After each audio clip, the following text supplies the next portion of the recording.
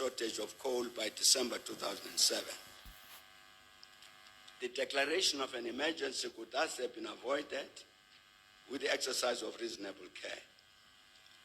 The Board of Directors did not respond to warnings that the coal stocks were reaching dangerously low levels prior to January 2008 and that the threat of load shedding was a strong possibility, unquote.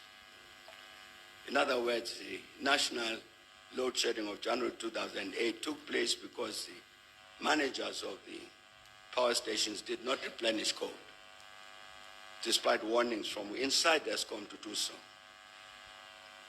Simply, the Eskom station managers had defied instructions to replenish their coal stocks until they literally ran out of coal at many of the power stations. This was a deliberate attempt to compromise the supply of electricity. At the beginning of 2004, the government issued the directive that Eskom had to build new power stations, and two of these were Medupi and Kusile. And over the years, regular Eskom communications have reported that it started building Medupi in 2007, 3 years after the government directive. This report is incorrect and tries to hide some bitter truth. The reality is that Eskom started building Medupi much earlier than 2007. And the truth is that the company or companies commissioned to prepare the site for the building of the power station did not do its geotechnical work properly. The result is that when construction started, the building sank into the soil. Construction had to stop. What had been built had to be destroyed, and work had to start afresh to prepare the site for construction. At some point, Eskom appointed the law firm Dentons to carry out a forensic investigation of the company to help it overcome its challenges. And with regard to this matter of failure to prepare the building site properly, this is what Denton says, quote, "This led to changes in the foundations which caused significant cost increases and substantial delays of the order of 12 to 18 months. So the building of this new generating capacity was delayed by that period of time because of the wrong things that were done with regard to preparing the site for construction. Here was a deliberate attempt to delay the building of the new generating capacity. And during February 2023, last year, the then Eskom CEO, Mr. Andre de Ruyter, submitted an affidavit to the Pretoria High Court, the Gauteng High Court in Pretoria, and among others said correctly, quote, "In 2005, Eskom had not built a new power station for approximately 16 years. Eskom had significantly reduced its skills and capacity to execute mega construction projects, such as Kusile and Medupi.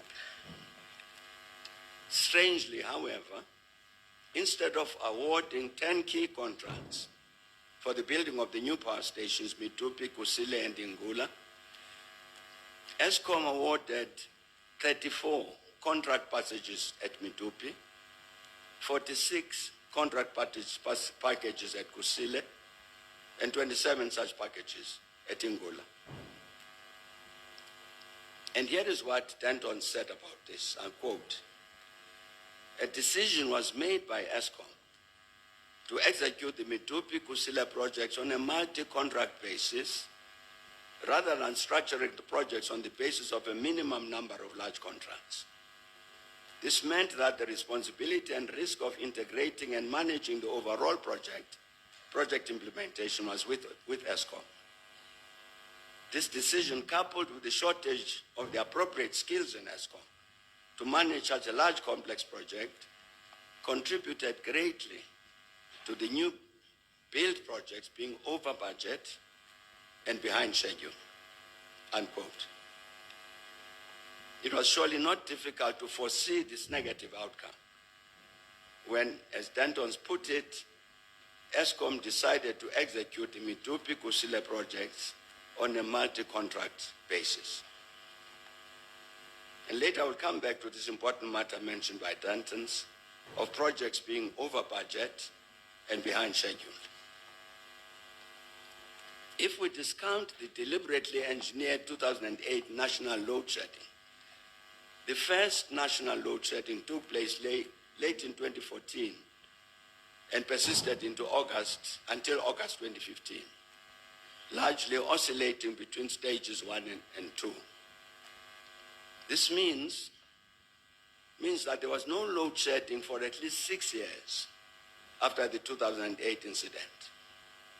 The question is what happened to end this happy situation? Once again, Dantons answers this question, saying that ESCOM had been underspending on capital expenditure to maintain its generating equipment since 1999 to 2000. And that during the same period, ESCOM had deprioritized maintenance, that ESCOM paid no attention to the fact that generation plant of similar age in other parts of the world was very significantly outpacing its own, demonstrating that it was not age which caused the underperformance of the ESCOM plant, but the manner in which the generating plant had been operated, maintained, and refurbished. That was Dantons.